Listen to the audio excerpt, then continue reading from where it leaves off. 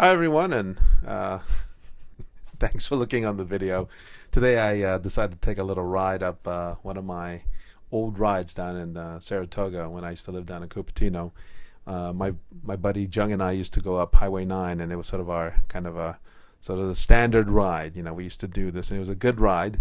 It's not too long, it's not too hard, but it is longer than most of the rides that I do around nowadays. So it was sort of nice to sort of get back and sort of get a chance to go up a hill for sort of a sustained distance. The pictures that the pictures you're seeing right now are some of the shots that I took as I was sort of struggling up the hill. And struggle I did. I mean, this is one of the sort of the S curves that are there, and as you can tell, it's not that hard, and it's not crazy. It's not like a 20% grade or anything. It's a steady like 7 or 8%, and I'm not really pushing that hard because I'm not. That's not what I was there for. Although I did go a lot slower than I thought I would, or I hoped I would go a little bit faster than this. But it's beautiful. There's all sorts of trees. Actually, at the top, it's this particular run sort of tees into Highway 35, Skyline Drive, and it's just gorgeous up there.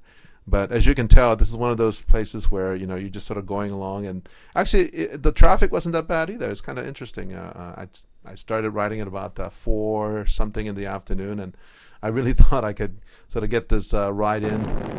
But anyway, so at the top, you just saw the top, and now you're sort of going down to the bottom, and this is sort of the long, sustained, basically over a 6 mile plus downhill. And again, what you sort of put into the hill going up, you sort of reap on the way down. The only little complication was it was cold. It was a heck of a lot colder than I thought it would. So it would be. And so I was just wearing nothing but short pants and short, sleeve everything. And it was, I sort of suffered. But that's okay. It's not the worst thing that ever happened. But the other thing is they repaved the road, and they did a good job. I mean, it's not glassy smooth, as you can tell, but it was a heck of an improvement over the old days. There's some, there's some spots even now where there's some cracks in the road, and you have to just be mindful as you go down. But as you can tell, I mean, I'm not really braking a heck of a lot here, and that's sort of fun. It's not something I normally sort of get a chance to do. I don't just have this long 6 mile, curving downhill. The only thing you have to be careful is obviously like places like this, you want to scrub your speed a little bit. But my new brakes are great. I used to run old Tektros, and they had the interesting characteristic of really not stopping. But with the new brakes that I'm using now on the new bike, and I've been running Ultegra brakes since the Fuji, the one that died in the crash that I had about last year. And so I'm running Treks, and running Ultegra on the Treks, and it's just a really nice setup. Good brakes, good modulation, good power, and very predictable. And you can sort of stop as hard as you want as long as you're in the right position. Make sure your butt's sort of behind your saddle so that you have weight on the back wheel and so on, and start the braking, and of course you want to use the front brake a heck of a lot more, especially once you start the braking and so on. All of you probably know this if you've ridden anything, but I gotta say, by now I am really suffering because it was chilly, very chilly. But luckily, again, no surprises, not a lot of traffic. I mean, there's actually, I think I let 1 or 2 cars pass me, and later on in the video you can see. But for the most part, it was just me going down the hill by myself, and so I could sort of take it at the pace I wanted. I don't think I went really past 41, 42 miles an hour. I didn't really want to go that fast anyway. And some people, they can push it, and I wasn't really pedaling. Again, the only reason I actually pedaled was because I just put some circulation in my leg because it was so cold. But for the most part, I mean, a couple of these turns are S-curve turns, and especially at the bottom, the speed limit goes down to 20 miles an hour. And there's a couple turns up here that's 20 miles an hour turns. But for the most part, you can sort of let your bike and your weight sort of do the work. You put all this work going up the hill, and so you reap the benefits. But yeah, it was a great day. Not too wet in any of the spots. No surprises.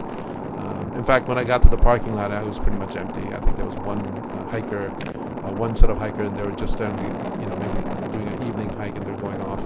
But for me, I just went to the top and turned around, and this is, this is sort of fun. But the climb is fun too. And I didn't really take too many videos of the climb because I was going so slowly.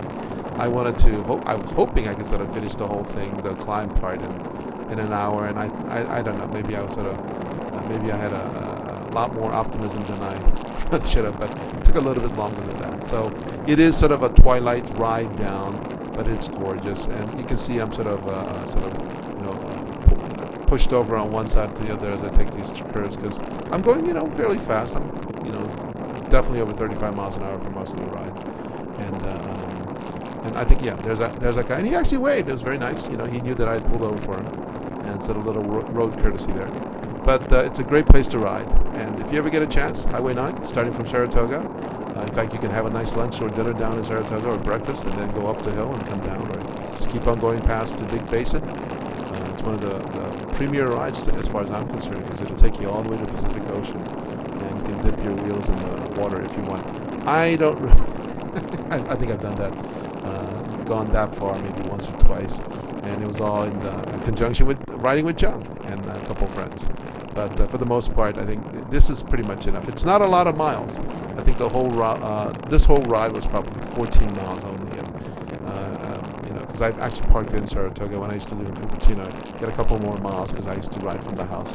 But aside from that, that's about it. There used to be a light somewhere around here, and you had to come to a complete stop, and that's when they were doing construction. I think they just wanted to make sure people slow down properly. But now there's no lights.